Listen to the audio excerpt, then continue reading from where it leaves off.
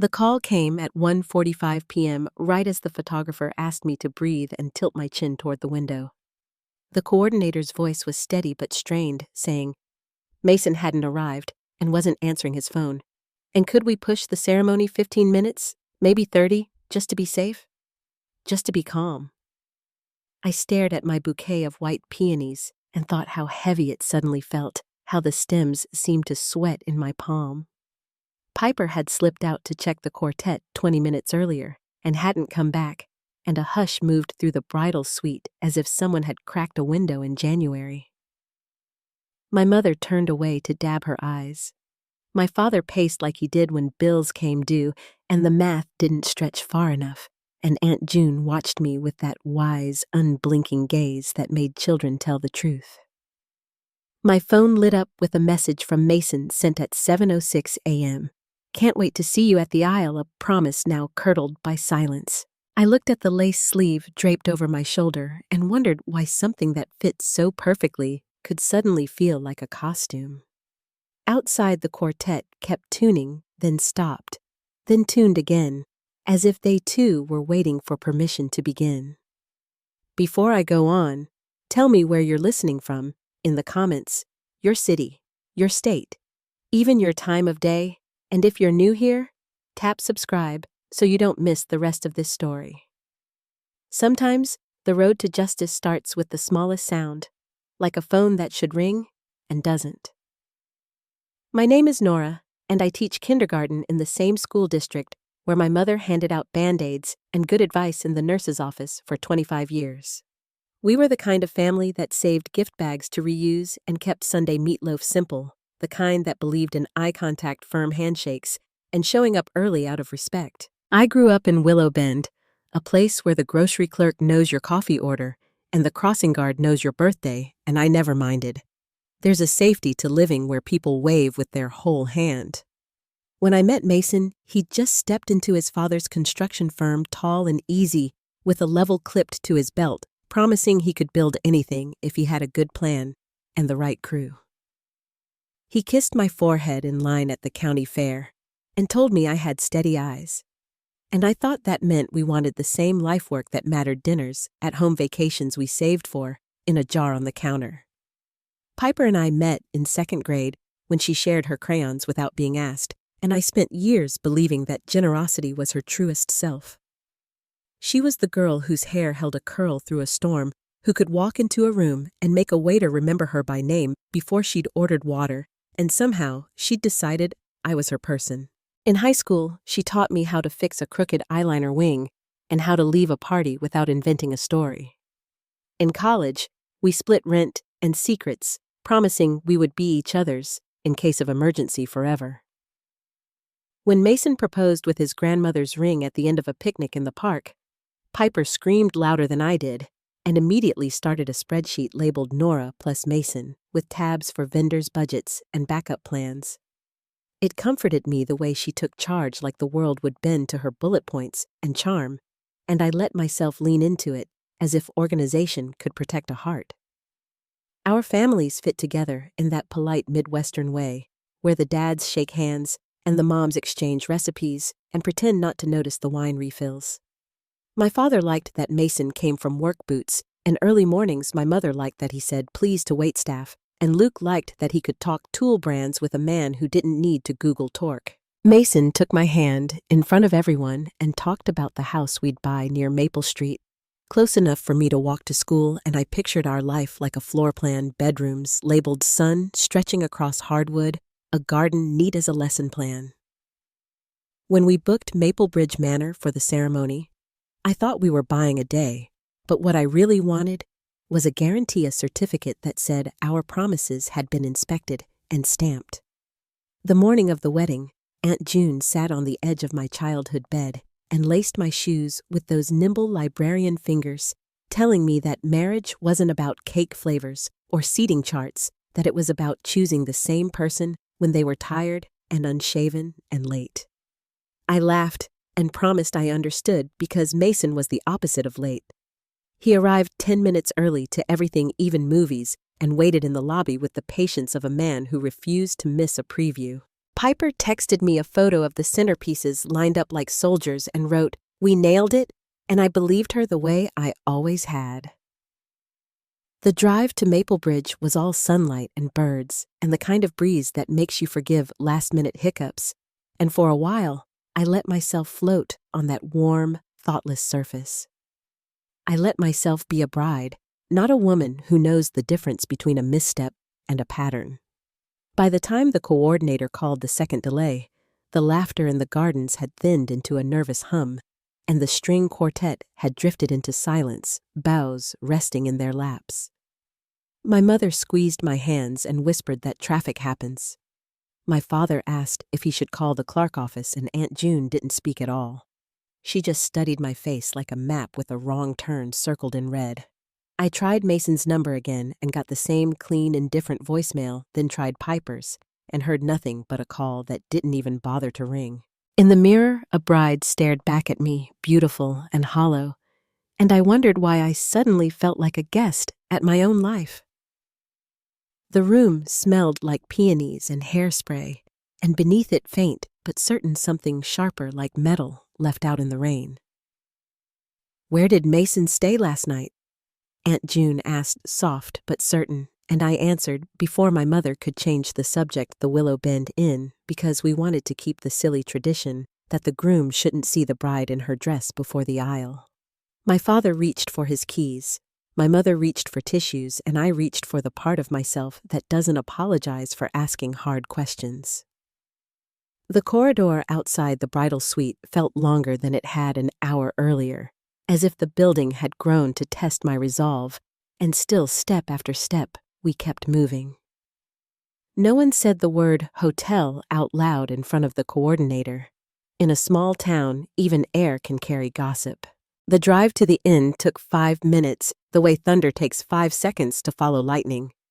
And then we were in a carpeted hallway that smelled like lemon polish and old wallpaper glue, standing in front of a door with a brass number that matched the one I'd memorized from the reservation email.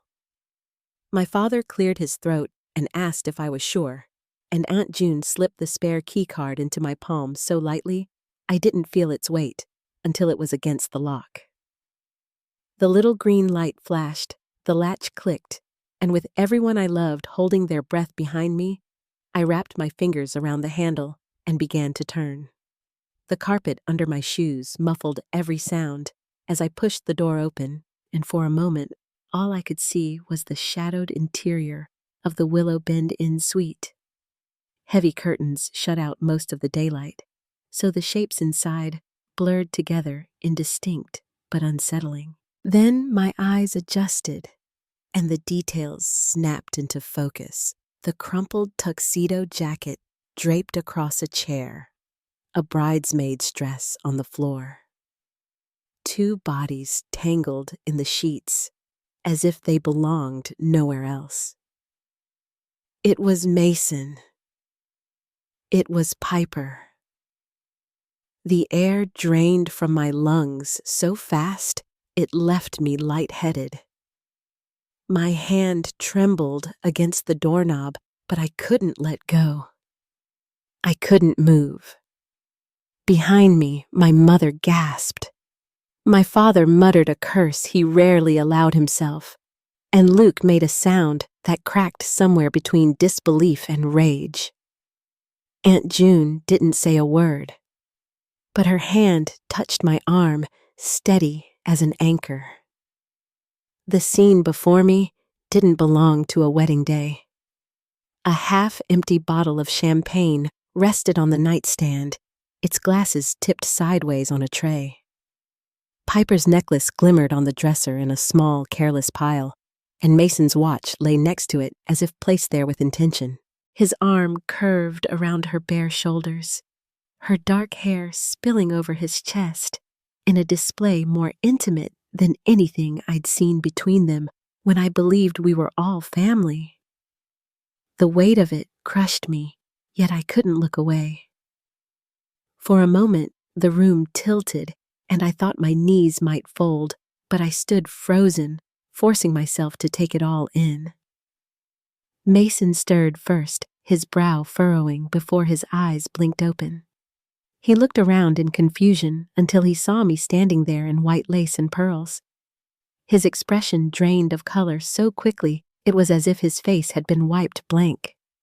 "Nora," he whispered, scrambling upright, his voice hoarse, guilty.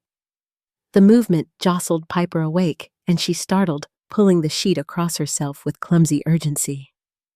She stared at me, her eyes wide, her mouth opening without words, the same mouth that had laughed with me over cake samples and cried with me when my grandmother died.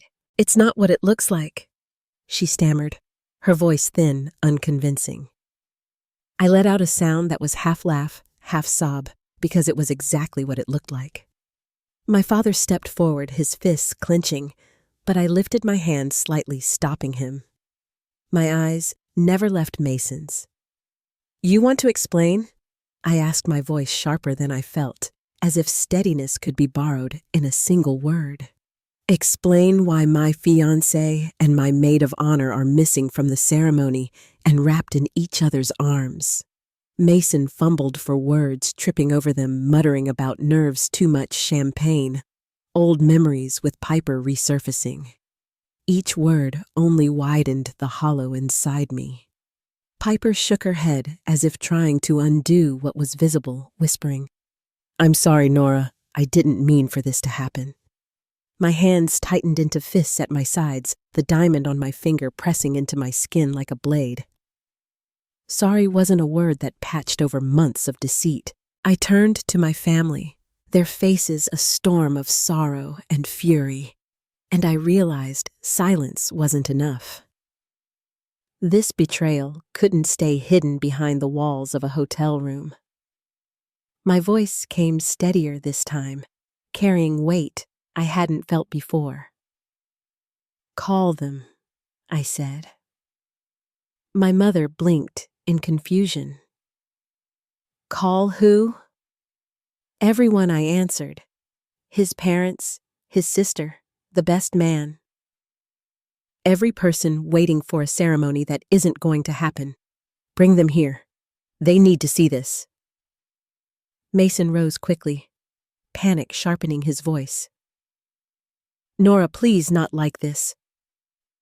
Let's talk, just you and me." I turned toward him slowly, meeting his desperate eyes. "You wanted privacy while you betrayed me. You don't get privacy for the truth." He pleaded, but I ignored him, reaching for my phone. My mother touched my arm, hesitant, but I shook my head and dialed the first number. Mason's mother answered with relief, asking where he was. I spoke calmly, each word like steel. "Room 214 at the Willow Bend Inn. Bring everyone." The line went silent before she whispered she was on her way. I made call after call, my voice unwavering, though my body trembled inside my dress. Mason and Piper scrambled, whispering excuses to one another, pulling on clothes as if dressing could cover what had already been exposed.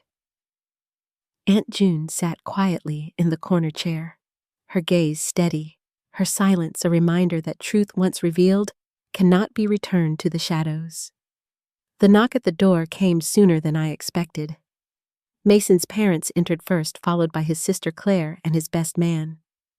Their faces shifted from confusion to horror in an instant as they saw the scene, the sheets still rumpled, Piper clutching her robe, Mason pale and cornered. His mother's hand flew to her chest. "What have you done?" she whispered. Behind them came others, my cousins, my aunts, even the photographer who had been pulled along in the tide of whispers. The suite filled with people, their gasps and murmurs layering like a rising tide. Mason tried to speak, tried to claim it was a mistake, a one-time lapse. Piper's tears streaked down her cheeks as she repeated apologies, but the evidence lay all around us, and their words dissolved into the stale air. I walked to the dresser, compelled by something I couldn't name, and my hand brushed Piper's purse. Inside, beside her phone, was a hotel keycard with another logo. My stomach turned cold as I held it up. "This isn't for here," I said, my voice clear. "This is for the Grandview Hotel, room 412. I turned toward Mason, whose face gave me all the answer I needed. "Last month, when you said you were visiting your old roommate?" I added softly. Silence choked the room. I dug again, pulling out a second keycard, dated only weeks earlier. Another hotel. Another room. The truth unfolded faster than their lies could catch it, and the faces around us reflected the collapse. Months, maybe longer, they had chosen this path while I wrote invitations and fitted lace sleeves. The air thickened with whispers, with the weight of judgment neither Mason nor Piper could escape.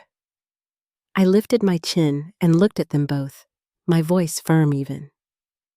"You let me plan a future while you shared a present I never knew about.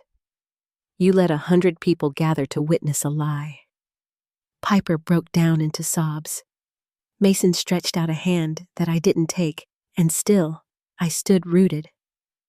My family's eyes on me, my community waiting for what I would do next. My father's jaw was rigid, my mother's cheeks wet with tears, Luke's fists tight at his sides, and Aunt June's calm gaze fixed on me with something like expectation. The sound of my own heartbeat steadied me as I drew in a breath. The wedding was over. The life I had imagined with Mason was gone. But the story wasn't finished, not yet. I glanced at the door where more guests lingered, drawn by whispers, waiting for answers. I knew then this betrayal wouldn't stay in a single room. It would have to be carried into the light. I straightened my shoulders, smoothing the fabric of my dress as if to remind myself I was still standing. "We're going back," I said quietly, more to myself than anyone else. My father's head lifted. "Back where?" "To the manor." I answered, my voice gaining strength. "To the people waiting. They deserve the truth." And with that, I turned toward the door, ready to walk back into the sunlight, with nothing left to hide and everything still to face. The ride back to Maplebridge Manor passed in silence, though the cars behind us moved like a small procession through town. My father kept both hands on the wheel, his jaw set, and my mother sat, turned toward me, a tissue clenched in her fist, but no words offered. Luke sat beside me, his arm pressed against mine, like he could hold me steady without speaking. Aunt June was in the passenger seat, gazing out the window with that calm expression she wore when the world turned upside down, but she refused to bend with it. I stared at the road ahead, my wedding dress gathered tight around my knees, my hands pale in my lap. The fabric itched, but I didn't move. It felt wrong to shift or adjust when everything else had already been ripped apart. When we pulled into the long gravel drive, I could see guests scattered across the gardens, their confusion growing as more time passed without ceremony. Some stood near the gazebo, their heads turning as our cars appeared. The quartet had set their instruments aside, and the flowers that Piper and I had arranged together the night before glowed under the afternoon sun. I felt every detail like a knife, each ribbon, each rose, each chair lined in perfect rows, symbols of a day that had already been ruined behind a hotel door. My stomach twisted, but I forced my chin higher. I couldn't let the weight of my own humiliation break me before I'd even stepped out of the car. The murmurs swelled when I walked across the grass, my veil brushing against my shoulders, the train of my gown pulling across the ground like a burden. My mother reached for me once, but I shook my head gently, and she let her hand fall. Luke hovered close, his fists clenching every time someone whispered too loudly, but I kept walking steady as I could manage. Aunt June trailed behind, her gaze sharp, her presence quiet but firm. At the edge of the chairs, the wedding coordinator met me with panic in her eyes. "Nora, what do you want me to tell them?" she whispered. I looked past her to the sea of faces, neighbors, co-workers, family friends, people who had come to celebrate but were now left waiting. My throat tightened as I said, "Gather everyone. They need to hear it." I stood at the front where the vows were supposed to be spoken, the same place where I had pictured Mason's face lit with joy as he promised forever. Now the air seemed heavy, the silence unbearable. Guests leaned forward in their chairs, their expressions shifting from concern to shock as I began to speak.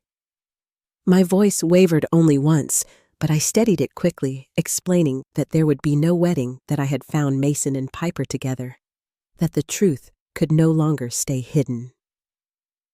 The collective gasp cut through me like glass, followed by a rush of voices, people turning, searching, some already piecing together the story from the whispers that had spread. I stood there in my dress, every eye on me, and felt my heart split into pieces I didn't yet know how to hold. Mason stood off to the side, pale and sweating, with Piper clinging to her robe, like it could shield her from the glares of everyone who once adored her. Their families hovered nearby, caught between disbelief and shame, and the sight of them only deepened the ache inside me. I wanted to run, to leave the noise, the pity, the humiliation. My legs trembled beneath the lace, but I forced myself to stay. My father's eyes met mine across the space, filled with pride and sorrow, and I drew in a breath, knowing I had to finish. I told them all what I had seen, what I had found in Piper's purse, the evidence of betrayal that stretched far beyond this one day. My voice carried steady until the end, but when I finally stepped back from the words, I felt hollow, like my body was still standing, but my spirit had slipped out through the cracks. The crowd broke into clusters, voices rising, people shaking their heads in disbelief. Some reached for me with sympathetic words, but I barely heard them. My mother's arm wrapped around me, her tears wet against my cheek, but even that comfort felt far away. I moved back toward the bridal suite, needing air, needing distance, Luke trailing behind me until I closed the door and finally let the sobs come. The mirror reflected a bride who looked more like a ghost, her makeup streaked her veil, slipping her smile long gone. I pressed my hand against the cool glass and whispered the questions that had been echoing in my head since the hotel. How long had it been going on? How many nights had I been at home alone thinking Mason was working late while he was with her instead? How many times had Piper hugged me goodbye, carrying secrets in the same arms that held me? The hours blurred after that, conversations folding into one another, voices low and careful. My father came in, once his hand on my shoulder, telling me I didn't need to face anyone else if I wasn't ready. My mother brought water I didn't drink. Luke hovered near the door, like a guard, muttering that he'd never forgive Mason, never forgive Piper. Aunt June stayed the longest, sitting quietly in a chair across the room, her presence steady, her silence reminding me that words weren't always needed. Each time I lifted my eyes to hers, I found strength I didn't know I had left. Still, when the music from the gardens drifted faintly through the walls, laughter, conversation, the sounds of people shifting into something resembling a reception, I felt my chest tighten. The day had turned into something else, and I was both part of it and apart from it. When evening finally stretched across the sky, I stepped outside again, the air cooler, now carrying the scent of cut grass and fading roses. Guests lingered with drinks, their voices softer, their eyes gentler when they looked at me. Some came to squeeze my hands, to whisper that I was brave, that I deserved better. Each kindness left me aching more, because every word reminded me of what I had believed until this morning, that I was already loved, already chosen, already safe. Mason had taken that certainty, and Piper had stolen it too, leaving me with nothing but questions I couldn't answer. The lights strung across the gardens glowed warmly, but I felt none of their comfort. It was like standing in a house after the fire had burned through walls still standing, but the heart of it gone. Later, when the guests trickled away and my family gathered close, I sat in my childhood room with the dress still clinging to me, the lace heavy, the satin stiff. My mother brushed my hair with slow, careful strokes, like she had when I was a girl and couldn't sleep. My father sat at the edge of the bed, silent but steady, while Luke leaned against the wall with arms crossed, his anger still simmering. Aunt June held my hand, her grip light but unyielding, and finally spoke. "You will not be broken by this child," she said, her voice low but certain. I wanted to believe her, but the ache in my chest made me wonder if I'd ever feel whole again. That night, I closed my eyes and let exhaustion pull me under, knowing tomorrow would bring whispers across town, sideways glances and questions I wasn't ready to answer. I didn't know what I would do next, but as I drifted into sleep, I understood one thing clearly. The life I thought I was walking into had ended before it began. And somewhere inside me, beneath the grief and the shame, a seed of anger was starting to grow. It was faint, still hidden, but it was there, waiting. The morning after the wedding, I woke to a quiet house. My childhood bedroom, once so familiar, felt different now, as if the walls themselves carried the weight of yesterday. My mother had folded the gown across the chair, its train draped like a fallen flag, and the veil lay on the dresser beside the bouquet of flowers already beginning to wilt. For a long while, I stayed under the quilt, staring at the ceiling, replaying each moment in my mind, until the ache settled into my bones. I thought of the hotel room, of Mason's startled eyes, of Piper's frantic hands clutching the sheets, and I wondered how I had missed so much that had been right in front of me. Downstairs, the smell of coffee and bacon drifted through the hall, but my stomach turned at the thought of food. I sat at the edge of the bed, still in my nightshirt, when my father knocked lightly on the door and stepped inside. He didn't sit, didn't press me with words. He simply stood there, steady, as he had always been, and said, "You don't have to decide anything today. Just breathe." His voice was low, measured, and it steadied me in a way I hadn't expected. When he left, the silence remained, but it didn't feel as crushing as it had moments before. By midday, the phone had rung so many times, I switched it to silent. Messages poured in, friends, coworkers, even neighbors who had seen the spectacle unravel. Some offered sympathy. Others wanted to know details, their curiosity wrapped in kindness that felt hollow. I couldn't bring myself to answer any of them. Instead, I sat by the window, watching the breeze carry petals from the dogwood tree across the yard.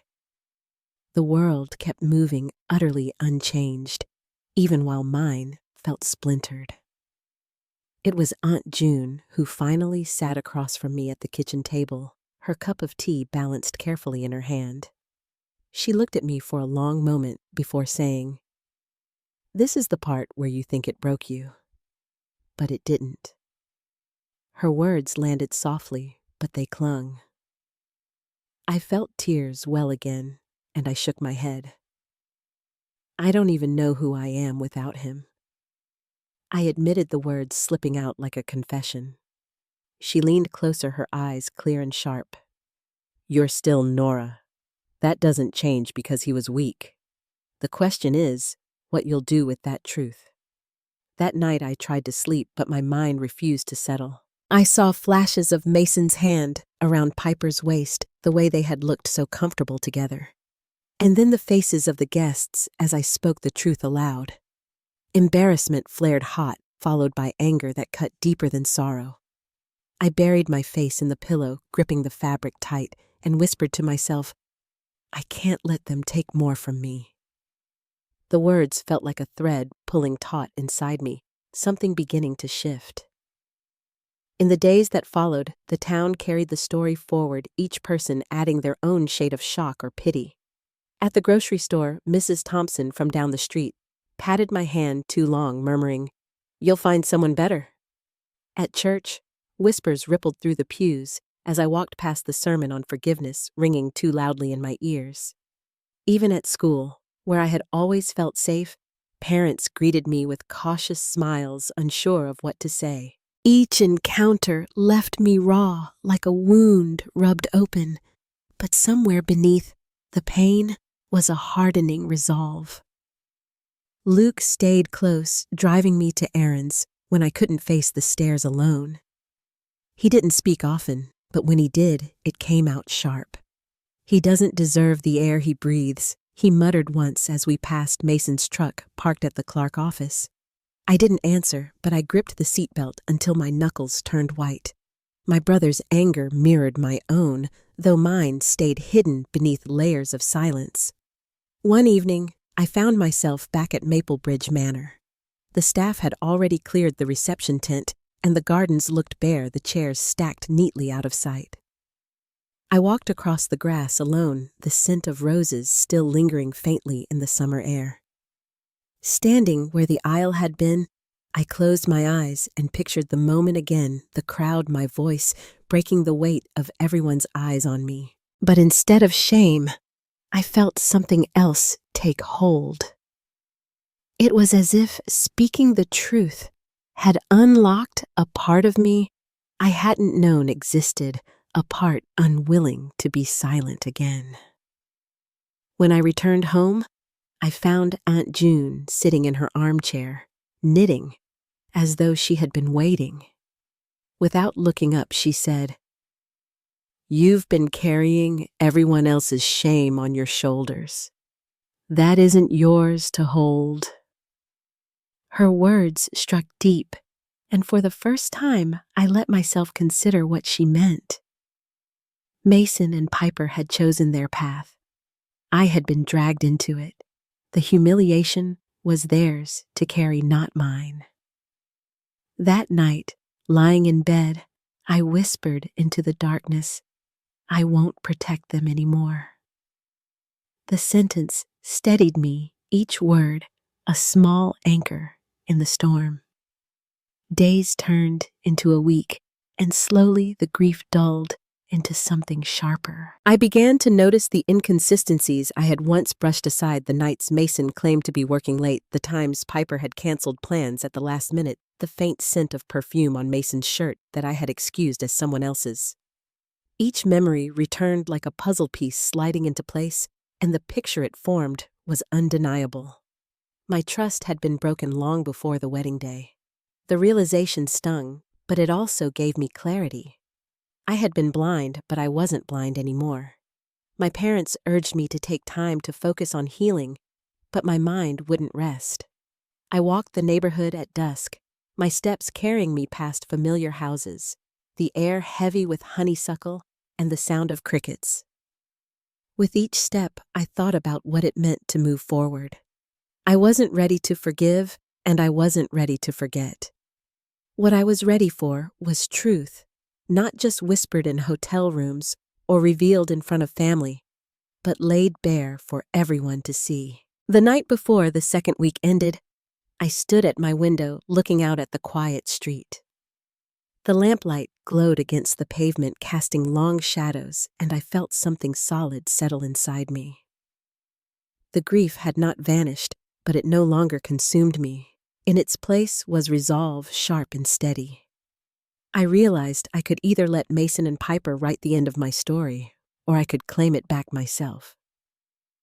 My hand pressed against the glass, the cool surface grounding me, and I whispered the words I hadn't been able to say before. "I will not be their victim." When I turned away from the window, my reflection caught in the mirror. The woman staring back at me no longer looked like the broken bride who had collapsed into sobs on her bedroom floor. She looked tired, yes, but also certain. The line of her jaw was firmer, her eyes clearer, her shoulders straighter. For the first time since that day, I recognized myself. And in that recognition, I understood what had to come next. The time for silence was over.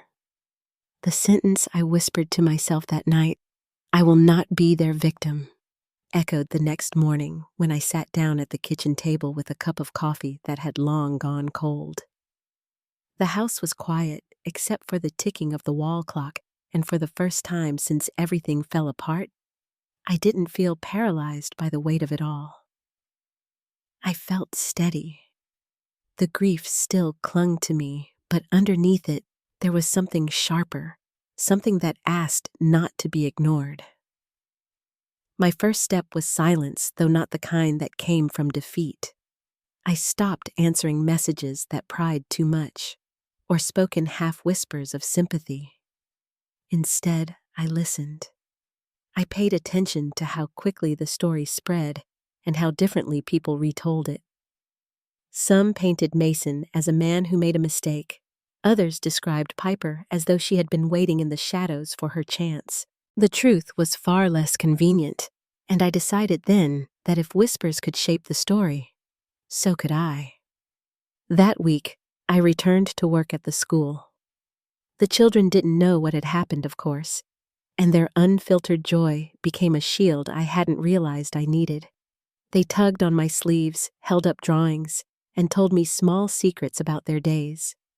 It reminded me that not all trust was misplaced. Still, when I walked into the staff lounge, the conversations hushed, and I caught the sideways glances from teachers who couldn't help but wonder what it must have been like to stand in front of everyone and announce such a betrayal. I kept my expression even, made coffee, and joined in as if nothing had shifted. Inside, I was filing those looks away, noting who lingered with pity and who met my eyes with respect. I began collecting details in quiet ways.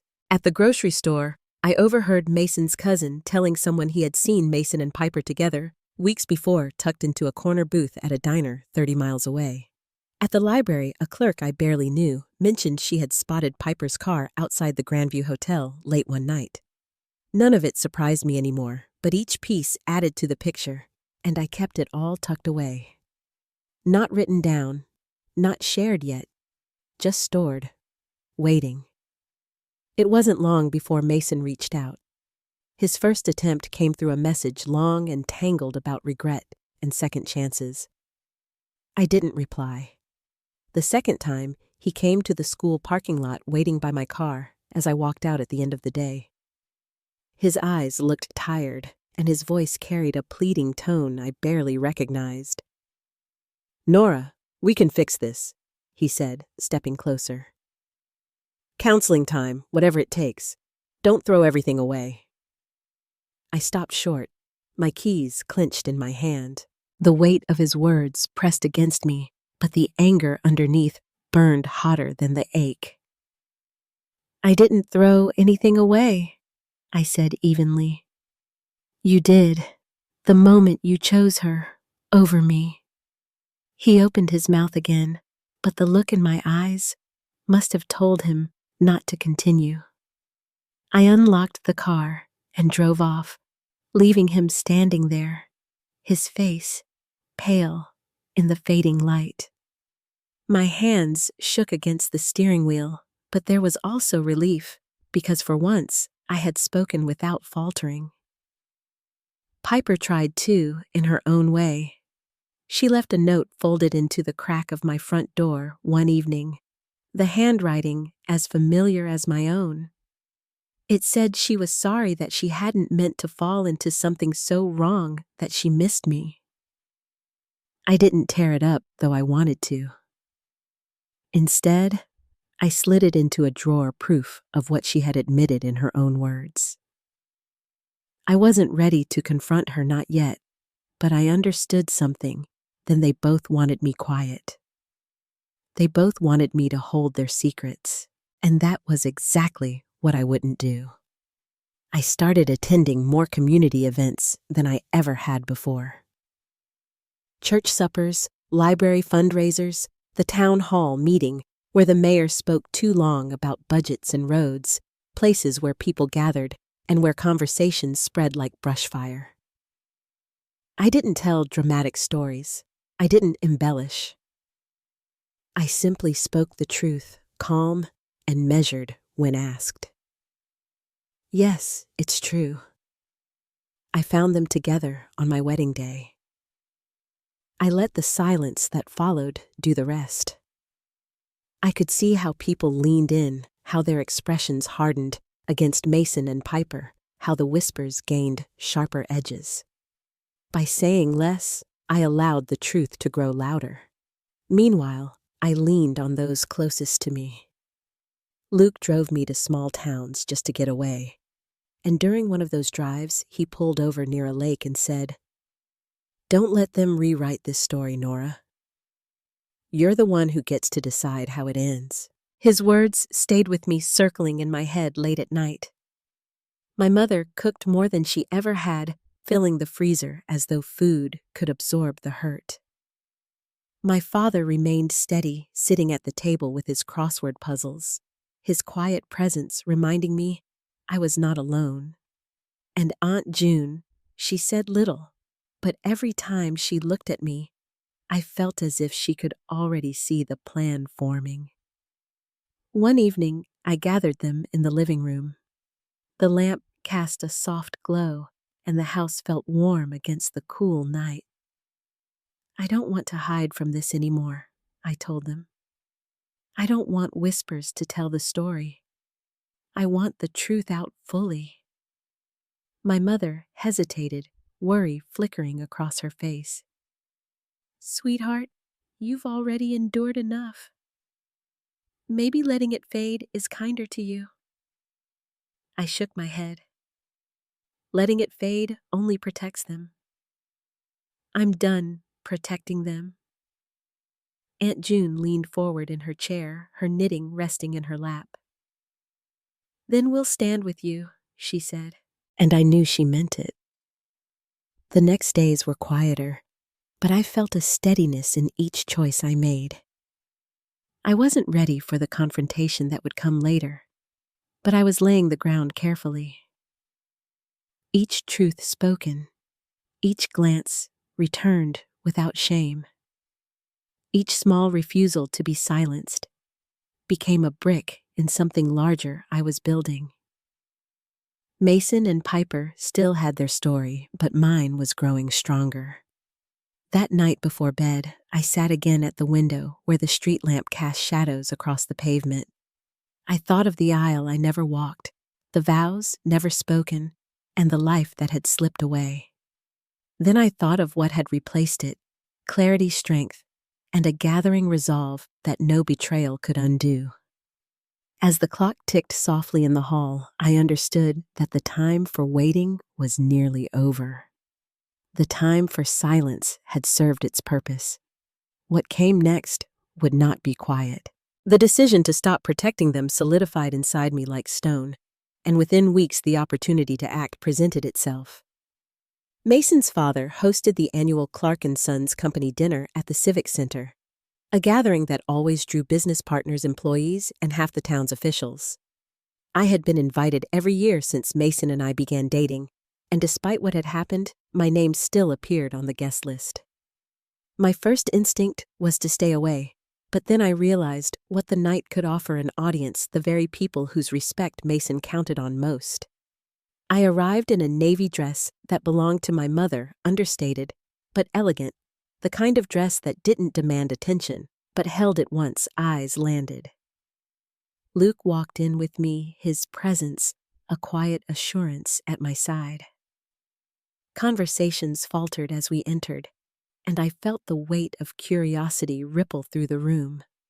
Some faces softened with sympathy, others sharpened with speculation.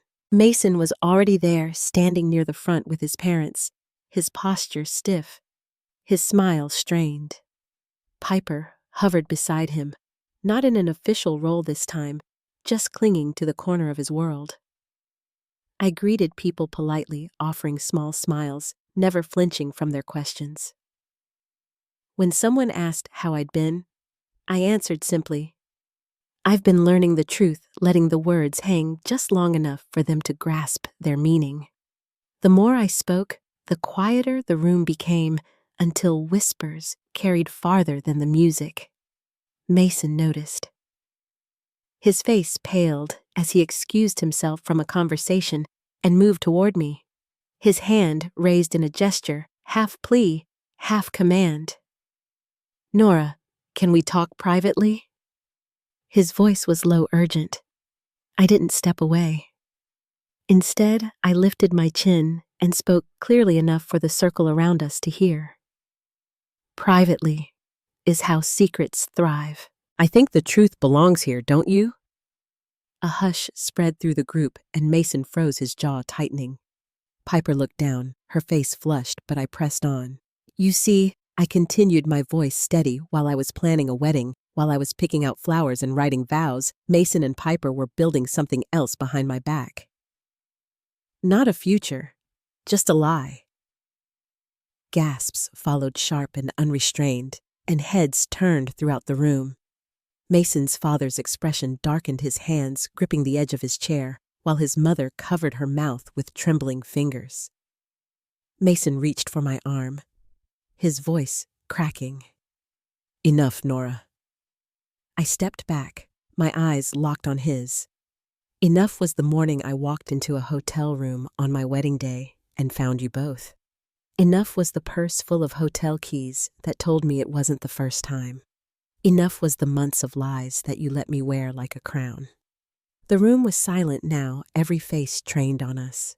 Piper's tears had already begun to fall, her shoulders shaking as she whispered, "Please, Nora, stop." I turned to her, my voice cutting through the quiet. "Stop. I stopped when I trusted you. I stopped when I let you sit beside me, calling yourself my sister while you betrayed me.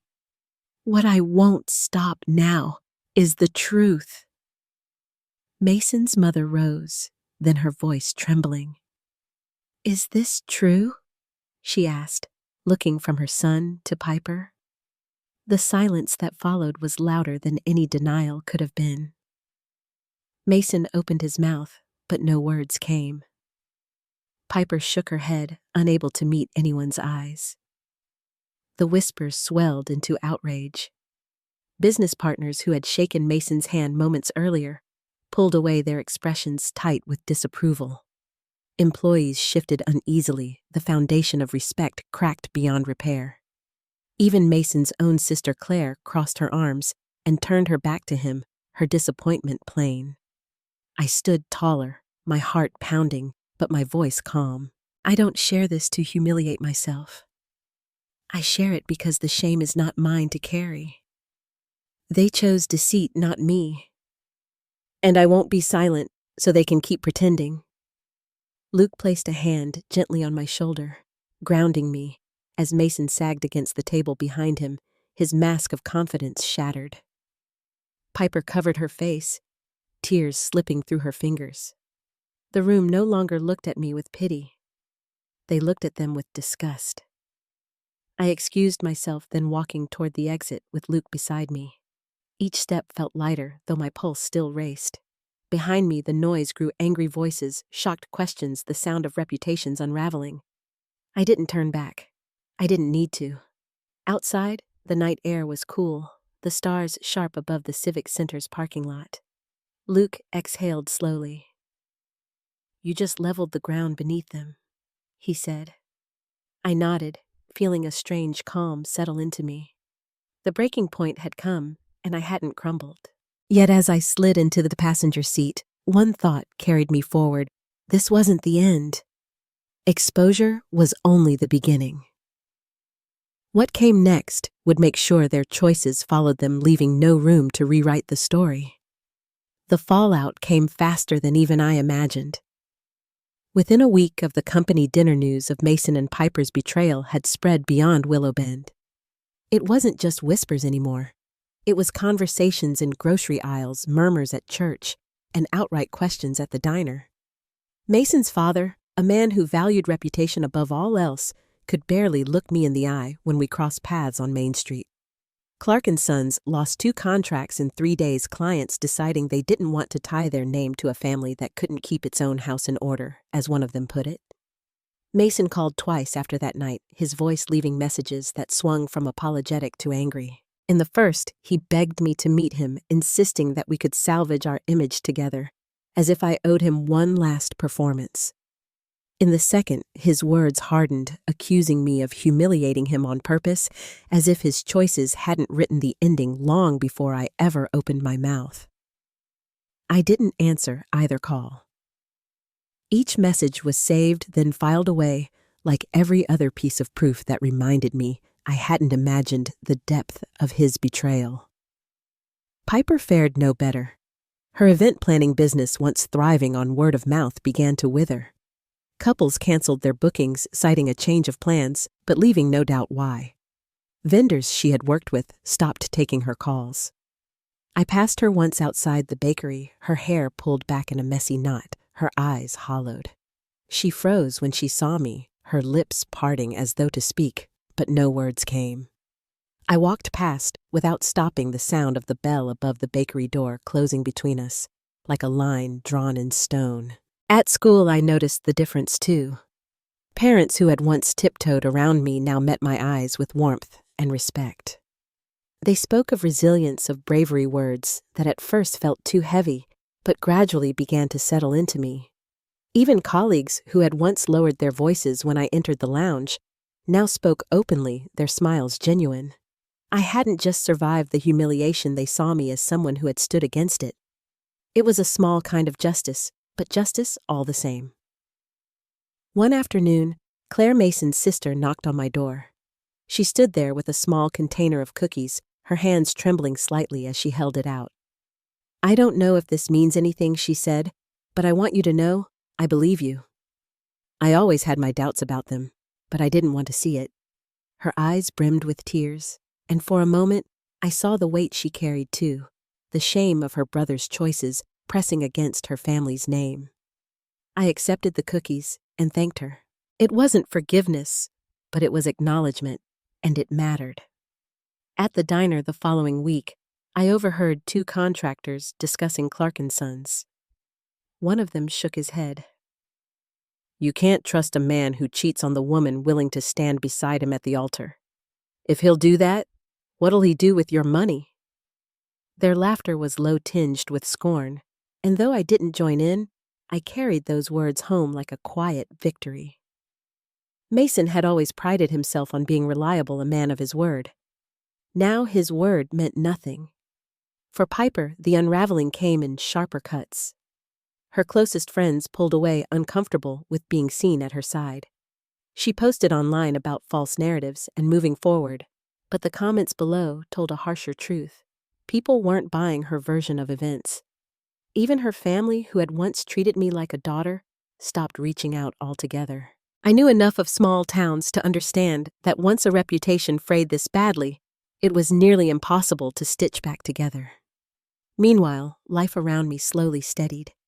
My mother began humming again while she cooked, my father returned to his crossword puzzles, and Luke even managed to joke with me on our drives. Aunt June remained her quiet, steady self, watching me with a knowing gaze, as if she had always trusted I would find my footing again. Each night, I sat by the window, looking at the lamplight spilling across the street, and I felt the ache ease little by little. Still, the justice I saw unfolding wasn't about contracts lost or friendships abandoned. It was about dignity returning to me. At church one Sunday, the pastor paused mid-sermon, looked directly at me and said, "Truth doesn't just free us. It protects us." I knew he wasn't speaking only to me, but in that moment, I felt seen. People no longer whispered about the girl left at the altar.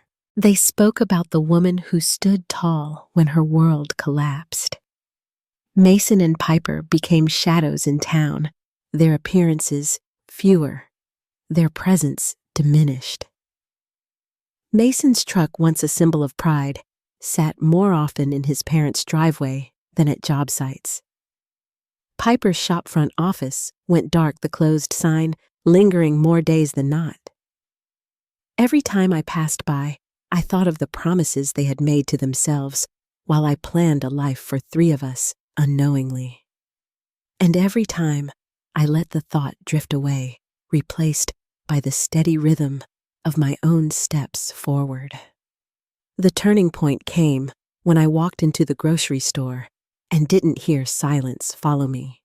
Instead, I heard my name spoken with kindness, neighbors greeting me not with pity, but with respect. The woman behind the counter handed me my receipt and said, "You held your head high." That's something none of us will forget. I smiled, thanked her, and walked out into the sunlight, the door closing behind me with a lightness I hadn't felt in months. Justice, I realized, didn't always arrive in a single dramatic moment. Sometimes it unfolded slowly in contracts, lost friendships, abandoned respect reclaimed, and dignity restored. Mason and Piper had gambled on secrecy and convenience, but the truth had made sure neither would protect them again. Their world had begun to collapse brick by brick, and I no longer had to lift a finger. As autumn settled into Willowbend, I felt the change not just in the crispness of the air, but in myself. The grief no longer controlled me. The betrayal no longer defined me. What lingered now was clarity, a steady awareness that I had walked through the fire and come out whole. The final step would not be about them at all.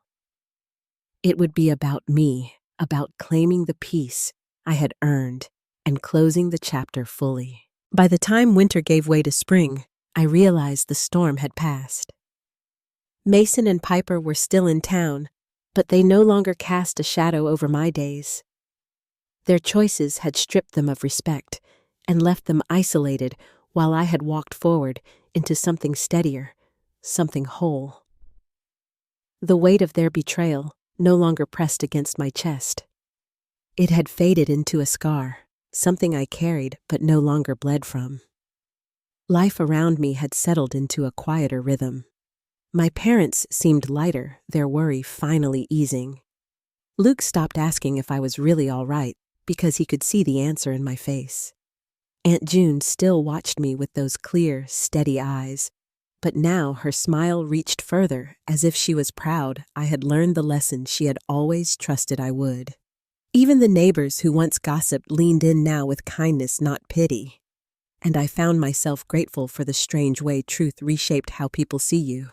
Looking back, I understood something I hadn't before, that justice doesn't always arrive in dramatic fashion.